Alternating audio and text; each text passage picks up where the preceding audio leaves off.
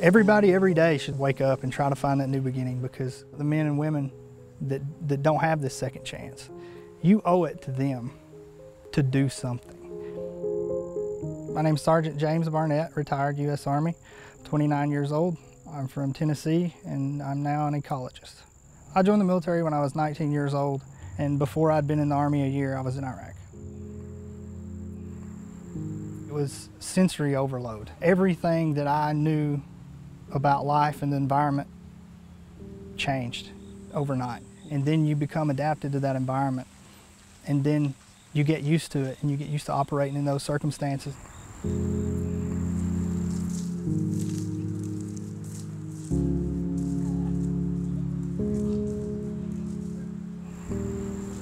I left Iraq in November of 2007 and returned home.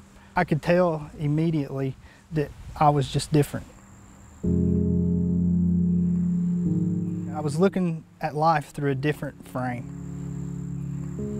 How do you explain to someone 12 or 15 months of combat, subconsciously or consciously, you want to talk to somebody that understands? And the only people that understand are people like you, and people like you don't want to talk about it. The first time I ever felt survivor's guilt, I didn't even come to terms with the fact that this was a real thing. You know, when you start to think about that someone lived the same life as you, and all they've ever known is to go to school and go to war and die, and they don't get to experience being married, or they don't get to experience having kids, or they don't get to experience anything. I think you experience survivor's guilt more in your life the more experiences you have in life. The turning point for me was to go see a therapist. There's very few times in your life to where you can trace back to one point, one moment, one sentence that somebody said something to you and it made sense. Talking to therapists didn't help me for 2 years, but I talked with one therapist in particular. She said the first part of healing is realizing that your mind is a normal mind, but that ordinary mind was put in extraordinary situations and it has no choice but to act.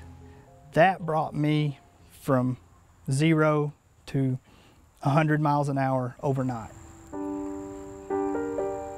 I got out of the military in November and I started school in January.